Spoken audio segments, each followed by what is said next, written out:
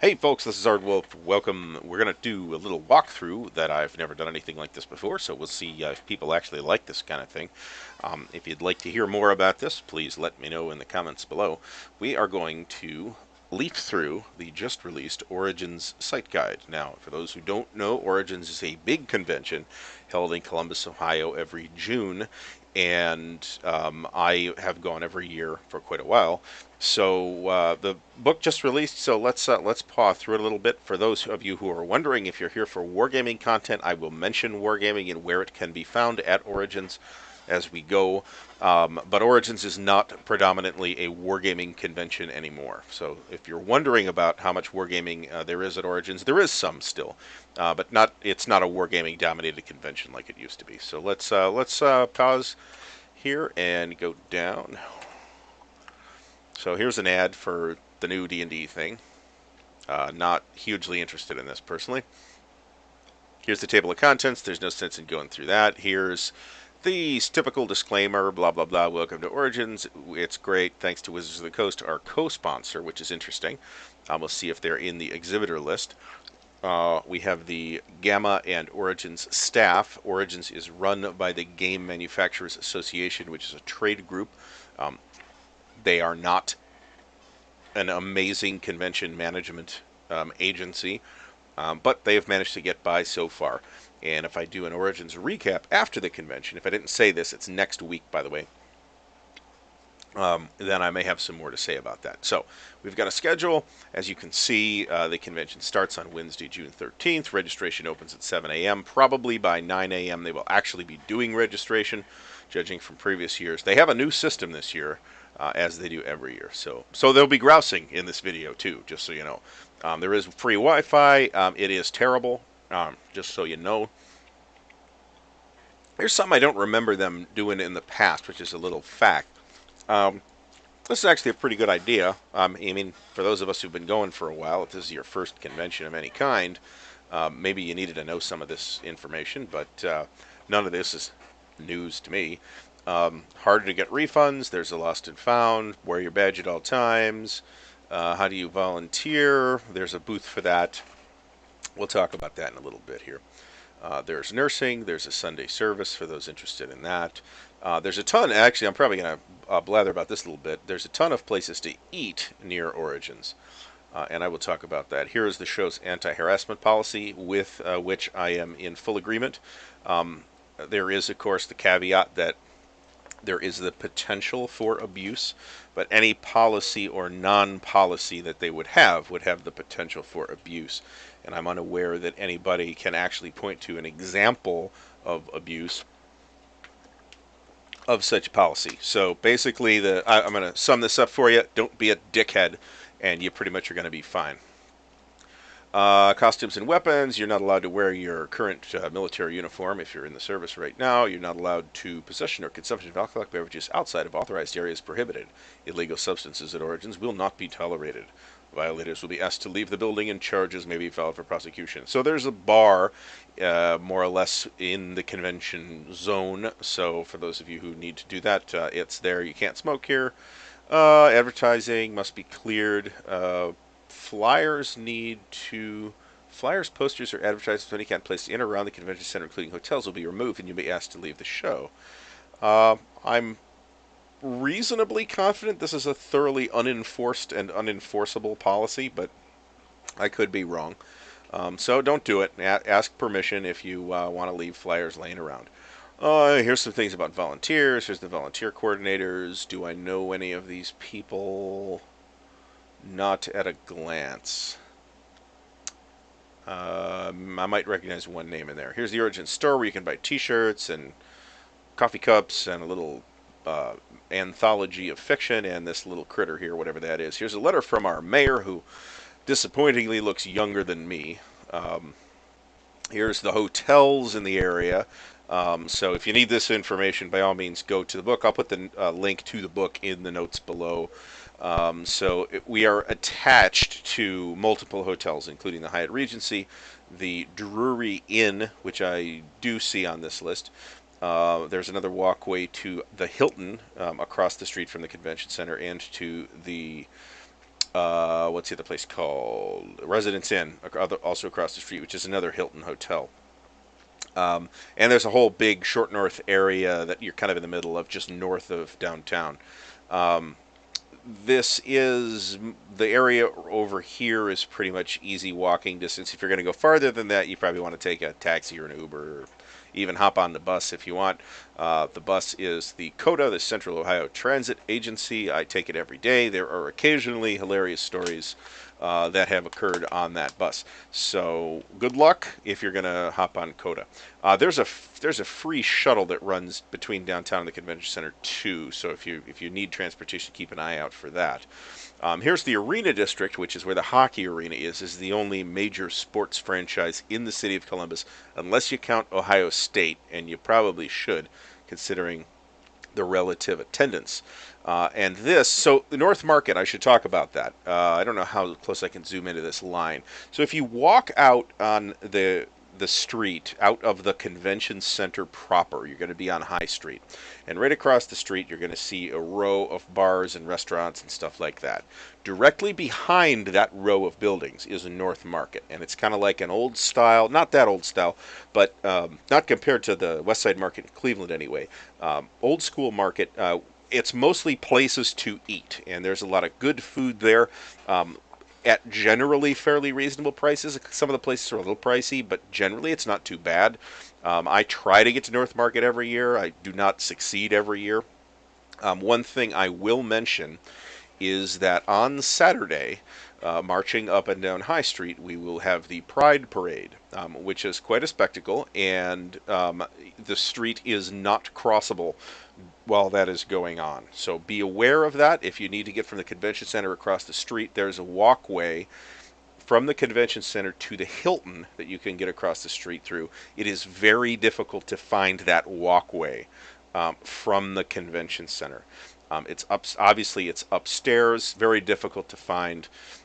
If you're in the convention center, I'm hoping they fix the signs, because the signs leading you to that walkway really are non-existent to crappy.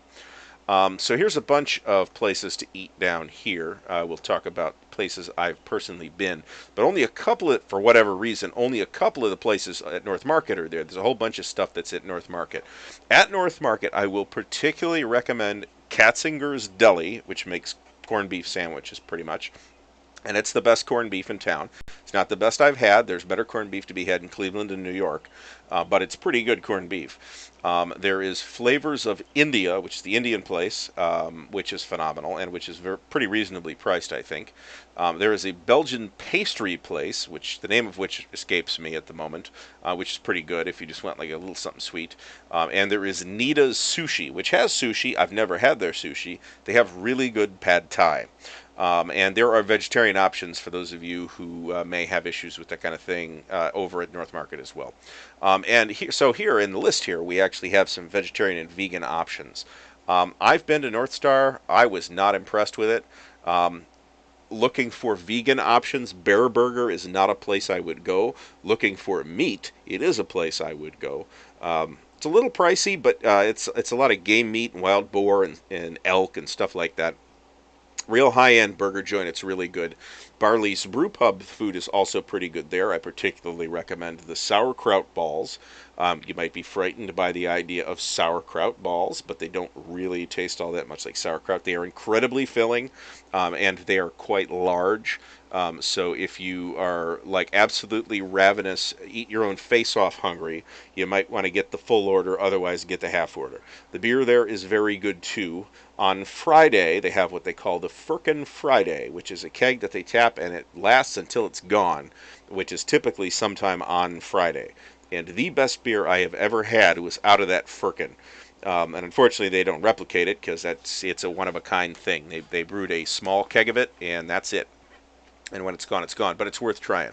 The Char Bar, I've never eaten at. Max and Irma's is Max and Irma's. It's a casual dining establishment. Not recommended wherever you're at, unless you're coming in from overseas. There's probably a Max and Irma's near you that you're already bored with. The taco shop, no idea. Denmark, I also have no idea, but it sounds interesting. Stack City, no idea. Jenny's Ice Cream, This is really good ice cream with a lot of exotic flavors. That's in North Market, and there's one on High Street too, which is within walking distance, but it's closer. The one at North Market is closer. That's if you haven't had Jenny's ice cream, which is available nationwide now in the U.S. By all means, stop there. There's a Starbucks between the convention center and the Hyatt. There's some other various coffee places. I do not, while we're talking about food, I do not recommend eating the food in the convention center itself. It is overpriced. It is not very good. And you will pay through the nose for barely passable food at that. The burgers that they make fresh are actually okay, but they're very pricey for just like regular burgers. So I don't recommend it. Now, I should also mention, I don't know if it's on here or not, in the Hyatt, which is the easiest hotel to get to that's connected to the convention center, in the basement, there is a food court which has stuff like Subway. Oh, here it is right here. Actually, food court, Charlie's Steakery, Mykonos Gyros is pretty good. This Chinese place, I have eaten at that. It's not bad. The ice cream place is pretty good. It's not as good as Jenny's, but it's pretty good. The sushi I haven't eaten. And Fame's Diner, which is very good actually. Subway is the cheapest option in there. You can get the $6 foot-long sub. That's my typical dinner at Origins because it is cheap. It is relatively fast, and you can transport it relatively easily. And then down here of these places, BD's Mongolian Grill, I have no idea as to its authenticity in terms of Mongolian food. Probably not. It's okay. It's a do your own stir fry and watch them overcook it type of thing. Gordon Biersch is a microbrewery. The food's pretty good. The beer is quite good. I recommend the Hefeweizen there if you're into beer. It is a very good hybrid Hefeweizen. That's kind of a hybridized yeast of European and American Hefeweizen yeast, and it's really good stuff. These other places, Donato's Pizza is just a pizza place. Chipotle, I don't need to even talk about any of these other places. Melt Bar and Grill is a specialty grilled cheese place. You may have seen it on the Cleveland episode of that food show with Adam Richmond where he eats all the food. I forget what it's called, but it was on there. I like it. Some people don't like it. For God's sake, stay away from it if you can't have cheese. Here's an ad for some stuff. Here's some more dining places. A lot of these places will give you a discount on your total tab if you show them your badge. Don't assume that they will just take it off if they see it. Do mention it.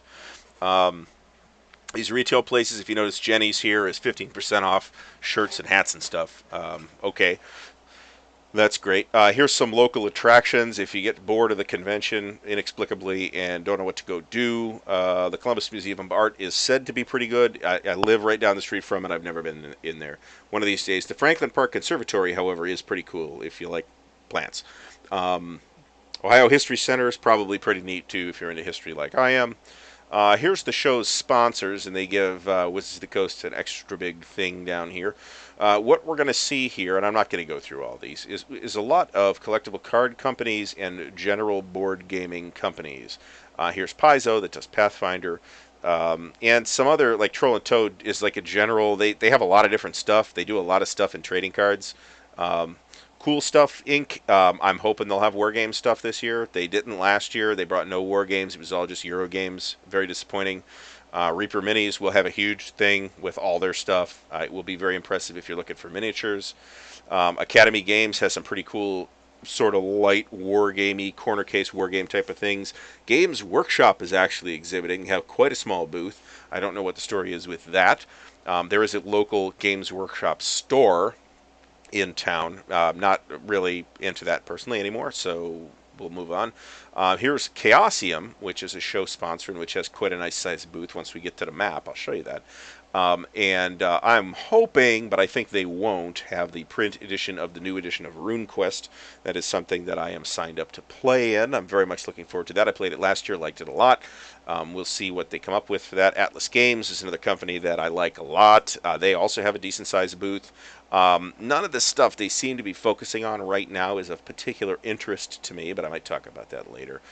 Steve Jackson Games, same deal. They've done a lot of stuff that I love, but at the same time,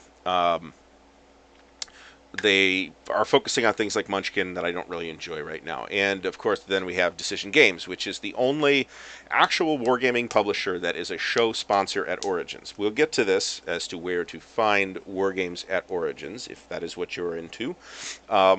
But Decision Games has a big prominent booth. They're right in the front. They'll have all their new stuff. They do have a couple of new releases launching, and we'll talk about that very briefly. So they've done something different this year. In last year, everything, the main gaming hall, not everything, but a lot of stuff, all the general board gaming stuff, and the miniatures, and the boardroom, and the dealer's hall were all in one huge chamber. And it was super noisy, and a lot of people didn't like that, and I get that complaint. So the rationale behind that, I guess, is visibility, that it gives visibility to visually appealing things. That's why the role-playing games are not in there, because A, they're conversational, and you really can't have that sort of volume problem, and they're not photogenic. So those are all over in the Hyatt for the most part, or in what we call the bays in the convention center, which maybe we'll see that on the map.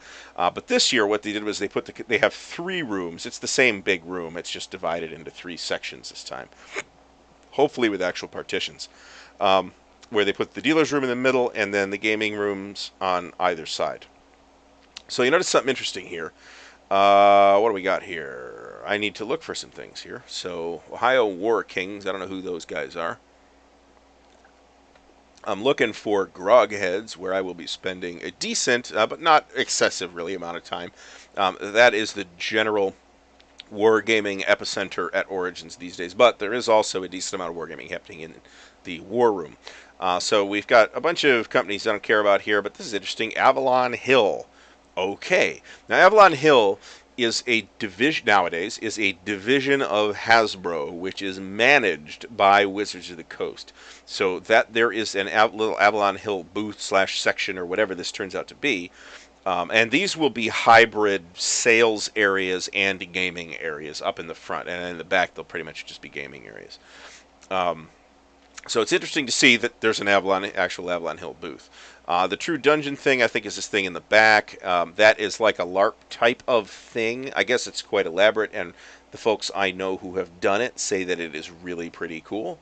I am prepared to accept that analysis. So here are the exhibitors. There's no way I'm going to take you through this entire list. If you want to see everybody that's exhibiting here, download the book. But I'm going to point out a few significant things here on the Dealer's Hall map. So up front, right in the front of the, so this is down here at the bottom of the map is where you're going to enter the dealer's room. And right in front, you got Decision Games. They'll have a big booth. Maybe you can get Doc to scowl at you. We have Indie Press Revolution, which I will stop by. They do indie RPG stuff. I'm very interested to see what they might have. Chessex, which was always at Origins up until a couple of years ago, isn't here this year either, as far as I can tell. Where you want to stop and look for war games specifically, is it Decision Games, because they're here, and also because they will typically, if last year is anything to go by, they'll have some stuff from other folks as well. The other place you want to stop at is Enterprise Games, and I'm looking for them on the map here, and I should have looked up, I guess I'll look up their actual number, 545. So they're in row 5. They are right here. They are the official representatives of GMT at Origins, and they may have stuff from Hollandspiel too. So they are worth checking out. Plus, they're really cool people. I have nothing bad to say about them at all. Adventure Retail, if you're into RPG stuff, might be worth checking out. Plus, you have Chaosium's got a big booth somewhere here, and now I can't find it. Atlas Games and Chaosium. So here's Atlas Games right down here in the front, and here's Chaosium. They got a pretty big footprint too. That's a big space. So we'll see what's going on there. Here's some tournaments. I don't really do tournaments. There's a few board gaming tournaments in here. Largely, these are collectible games, which means they are largely games that I do not care about. There are some exceptions, like the BattleTech tournament, for example. I know nothing about that, but it's not a collectible game. Wings of Glory is not really one either. Wings of Glory World War One. That's actually pretty cool, but it is an invitational tournament, whatever that means. And we have some prize support. These are the companies that have given prizes away. There will be prizes aplenty. Here are the guests of honor, notably lacking Larry Correa. Thanks, Larry, for stopping by. Tony Steele, never heard of him. Mike Elliott, never heard of him. Eric Lang, never heard of him. Here's Ken St. Andre, the designer of Tunnels and Trolls. He is a noteworthy individual. I am really strong. There's been some controversy this year about guests of honor at Origins and Gen Con. And I am deeply reluctant to read much into the choice of guests of honor for those two conventions. They are largely people that, even if they have produced some stuff that I like, which is, like Ken, for example, they're not necessarily folks I'm gonna want to go talk to or anything like that. I don't need to hassle Ken. I've talked to Ken before. Ken's a neat guy, but and actually I think his game's pretty neat. But guests of honor is just not something I go to conventions to see. These are not famous people like William Shatner's there or something like that, and you're going to pay $150 to get his autograph or whatever. It's not something I'm going to eat up the convention doing. Now, Ken's also getting inducted into the Origins Hall of Fame, or the Gamma Hall of Fame, whatever it is, this year. And here's what is the Hall of Fame, and here's the list of previous inductees, stretching back all the way to 1974. I find it interesting to look at the early inductees, and that Don Turnbull, who was, as I recall, the founder of TSR UK, and possibly Games Workshop too, was inducted in 1974. I might be misremembering what Don did, and even so great a luminary as James Dunnigan didn't get until year 2. They only induct one of these people a year. Looks like they're changing that this year. Mike Elliott and Janelle Jaquez are going in this year. That's fine. I'm not 100% sure who Mike Elliott is, but I know who Janelle Jaquez is. She did a lot of the old classic Judges Guild D&D art, and did quite a bit of writing too. Did some of the early third-party modules for D&D and stuff like that. So by all means, paw through this list. It's good to see. James Dunnigan still gets mentioned in the Origins site book, and Redmond Simonson and John Hill and some of these other guys. So, and actually Larry Bond, who I ran into, literally almost walked over in the elevator a couple years ago. Here's the Origins Awards. This is another one of those things that it would be kind of cool to go to, but I never want to take the time to actually go and sit through it for 3 hours, or however long it takes. I'm not a big fan of these kinds of awards. I don't really think they mean a whole lot. Congratulations to the nominees and winners. Don't get me wrong. And here's the list of nominees and winners, and the winners will be announced at the show. Not a ton I'm particularly familiar with in this list. Let's look at the RPGs. Adventures in Middle-earth I've actually played. It's pretty cool. Blades in the Dark is a cool game. Blue Rose, not something I'm really experienced with. Baron Munchausen in 3rd edition, which I'd be really curious to see that, actually. I remember the original one. Starfinder by Paizo, which is the Pathfinder in space thing, and the Traveler starter set from Mongoose Publishing. There may be a video on Traveler from me in the not terribly distant future. We got some supplements here. Like I said, I'm not going to go through all this stuff. The Call of Cthulhu coloring book. I actually almost bought that last year, believe it or not. It's actually quite neat. Here's stuff then about the nursing room and the quiet room. In the bays across from the big convention halls, there's generally somewhere, you might have to hunt around for it. Generally, there'll be an empty room up there that you can go cool off in if you need to. Here's the family day. Here's where the worship service is. Here's the blood drive, which will be happening Thursday through Saturday. Critter Care. Register your children with Critter Care. Okay, so that's where you put the kids when you want to go do something else away from the kids, I guess. Here's the Origins Library. This is the sort of author area of the exhibit hall. Here is the Origins Librarians, which are basically the exhibitors in the author area. Mike Stackpole, of course, is a guy that was involved in BattleTech back in the day and wrote some of the early BattleTech novels, and actually those were actually pretty good, which is not typical for gaming fiction. And of course, Timothy Zahn is going to be there. He is the guy that did the sort of Star Wars Expanded Universe revival thing. Here's the art show. Be honest, this is I don't think this is the art show. This is the artist area of the exhibit hall. I'm not sure there's an art show per se anymore, although this area does, fulfill a lot of the functions that an art show would fulfill. Here's the list of artists. Andy Hopp, cool guy. Do I know anybody else? No. So let's move along. Origins University is the sort of seminar track. And typically there'll be a couple of these things in the seminar track that I find interesting, and I almost never actually make it over to the Hyatt across the street to go to them. But it's worth looking at this stuff. And the event list, by the way, is also on the Origins webpage. It's been up for a little while. It is not a book. It will be a book when you get to the convention. On the webpage, it is a massive Excel spreadsheet. So remember what I said when I said Gamma is not really a group or whatever you want to call it that really specializes in running a convention. So here's some seminars. The National Security Decision-Making game. So I might talk about this. I actually wanted to do it for years, and for the first time a couple years ago I did it, and it's really cool. It's sort of a LARP for wargamers, as goofy as that sounds.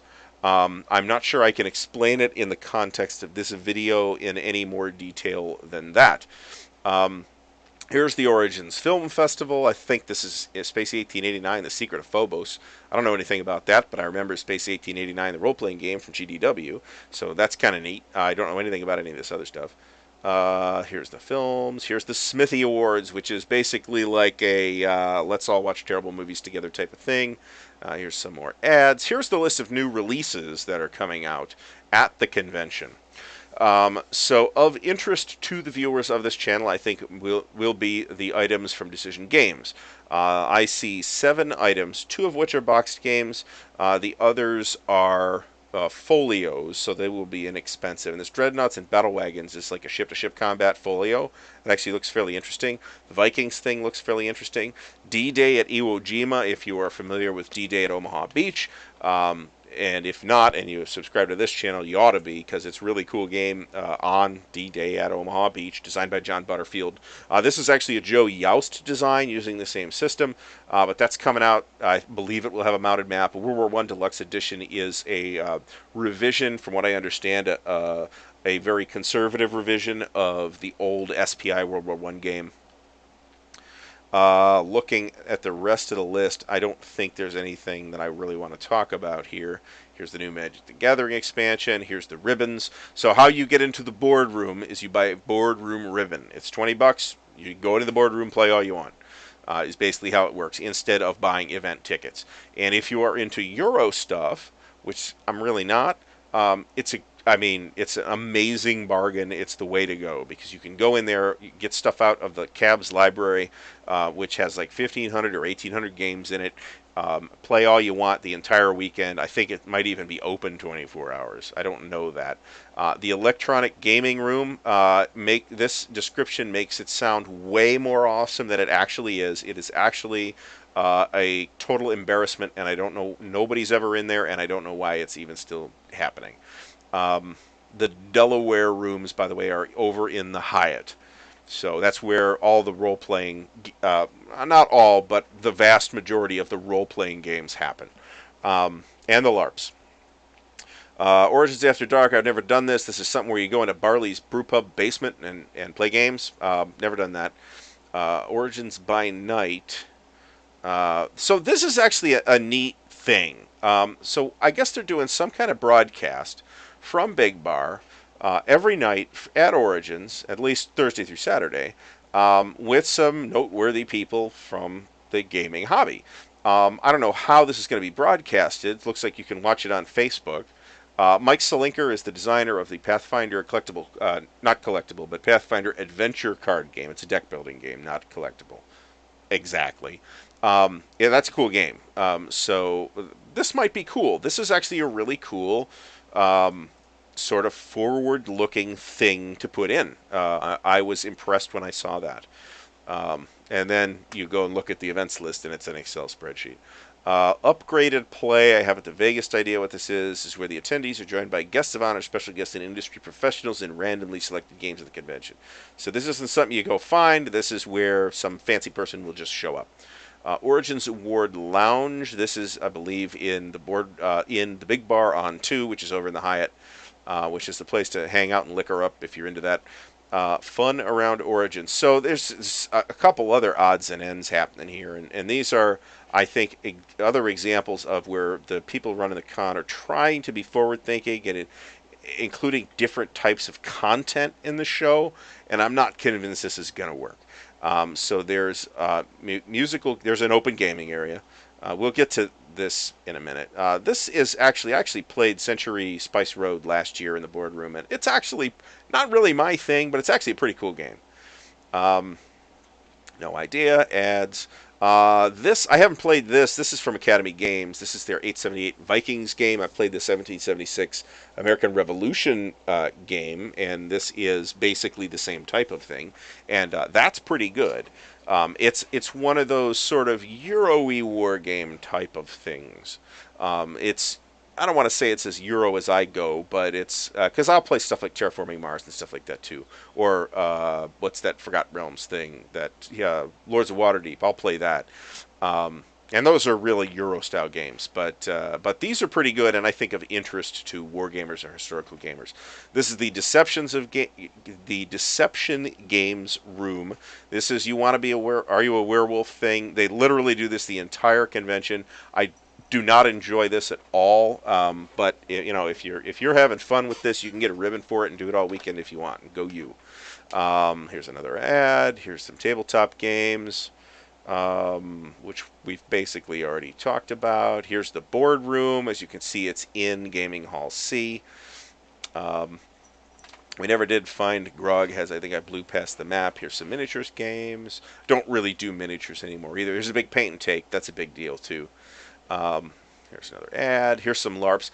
I will every once in a while get interested in some of the LARPs that get listed, but there hasn't really been anything of interest to me in the LARP sphere in several years.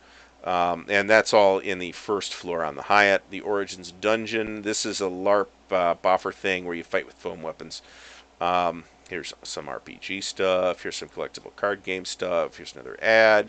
Here's the arena. This is more boffer fighting. By boffer fighting, I mean fighting with foam weapons. The Artemis Spaceship Bridge Simulator. I don't want to spend a bunch of time telling you what this is, but imagine that it is a computer game that is played on a local network with multiple people that are filling the positions of a Star Trek bridge crew. It is Star Trek with the serial numbers filed thoroughly off. It is a ton of fun. It's a little pricey to do, and you only play for maybe 30 or 40 minutes. But it is a ton of fun, and if you've never done it, it's totally worth your time. There's laser tag, too. That sounds exhausting. What do we got? Okay, so here's some musicians. And, okay, they're bringing musicians in.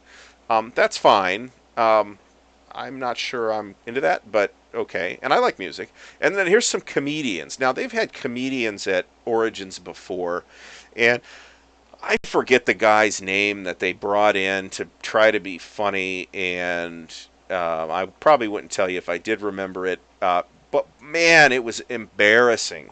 It was just embarrassing. Hopefully this will turn out better. I mean, if I don't know how these guys will relate to the people and activities at the convention, I guess is my thing. So this Violet Gray seems like she's an actual gamer person, so hopefully we'll get something relevant. I don't know where this thing's happened. Room D110, 3 generic tokens to get in. I'm not going to talk about generic tokens. They're basically just generic tokens that you can use in lieu of an actual event ticket. Here's the trade day. This is for retailers only. Here's a retailer lounge. I don't know what this is. We can just move past that. Here's some fancy metal dice that are very expensive. Local Gamma retail members. Oh, I'm not sure I noticed this before. So this is the list of basically, I think, all of the local game stores. The Laughing Ogre, to my recollection, doesn't sell games, but they are right out in front of the Soldiery, which does. And there's even a map showing you where all these places are.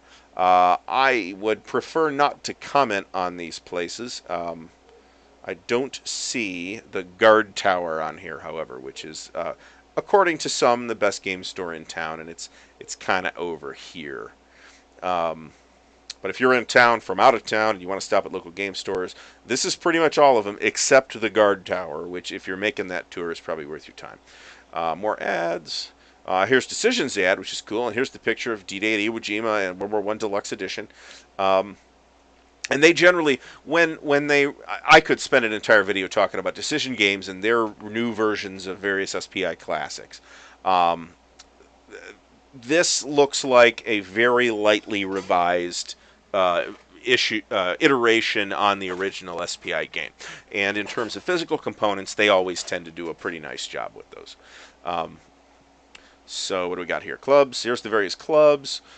These are all the clubs that are helping out in some way, including the Columbus Area Board Game Society. If you live in Columbus and you're not aware, and you like board games and you aren't aware of CABs, message me or something, or hit me up on Twitter or something like that, because I can point you to them. And it is an amazingly well organized and with meetings every week and that draw dozens or hundreds of people. And they play board games all weekend, or at least for one day, and then occasionally all weekend. Here's some how to run games at Origins, and this is kind of aiming you at next year. I often think at the end of Origins, I want to run something at Origins next year, and I never do it because it's such a pain in the dick to actually sign up for this thing in like the 2-week window before they start posting events. And I never get around to it because the window's too short and other stuff's going on at that time, and it just never happens. So it may never happen. Here's Buckeye Game Fest. So let me talk about this. This is also in Columbus. It's held in September. They announced the dates late, but we do have normally, but they do have dates for this year. This is at the same Hyatt Regency that is attached to the convention center. How they swung this deal, I don't know, because last year and every previous year, this thing was way out of town. It's a great event if you're into board games. There is a war room where we get extra days to play big, long monster games, too. So totally worth your time if you're into war games. Again, if you're interested in that, let me know. So community partners. I've done a lot of talking today.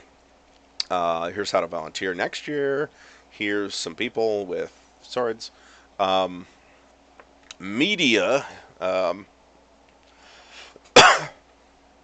BoardGameGeek and the Dice Tower will both be broadcasting live from the convention, from the exhibit hall. How they keep the noise down in that environment, I don't know, but they do. They manage. They have the technical chops to actually produce a listenable thing.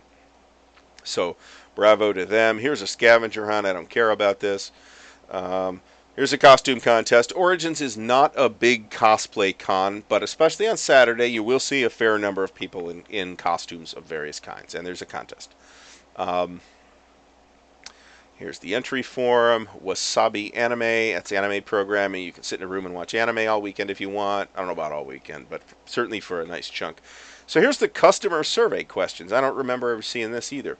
How long have you been coming to Origins? Well, this will be my 21st Origins. My first was in 1995, which was the last year that Origins was somewhere other than Columbus, Ohio. It was in Philadelphia. I do not, to this day, have a high opinion of the city of Philadelphia for various reasons. But it's been in Columbus ever since. I've missed 2 years due to health issues, frankly.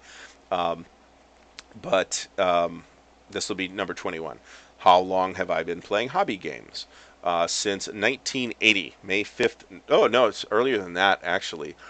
So before, I often say May 5th, 1980, because it was my 9th birthday.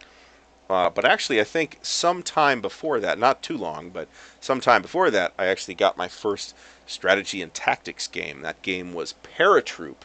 I want to say it was a 1979 issue, but I'm not convinced I got it in 1979. But it was something like 1980, which was kind of a 3-game combo pack, which is a fairly unusual arrangement in a magazine game. But anyway, how many people play in your gaming group? Well, we have a group with 4 and a group with 5. They're two separate groups playing two separate things. These are war game groups. How long do we play? The second front group, Europa, for those who are confused about that, we typically play for about 3 or 4 hours. The OCS case blue group will typically play for 6 or 7. And of course, where do we play? We play in the basement, the home of all proper gaming. How many children are in the group? 0. How many adults are in the group? 0. I am interested in RPGs. I like RPGs. I'm not playing any RPGs at the moment. Where do I buy them? Generally online, because you can get better prices online, generally speaking. And what online content do I watch? I, of course, watch my own channel all the time because it is that good, but I also watch a bunch of other YouTube content too. And very seldom do I watch Twitch stuff, but not never. So you can turn your answers in later on. There's a little memories sheet. A friend you made, a game designer, or a celebrity you met. I don't go to these things to meet celebrities. I go to them to play games. And here's the see you next year thing, and here's the last minute Hackmaster thing. So, as I mentioned, I'm going to sign off with this. Thanks for sticking with me if you've actually stuck with me through this sort of walkthrough of the Origins book and sort of Newbie's Guide to Origins. But I have been doing this for like 21 years, and this isn't the only big convention I've been to.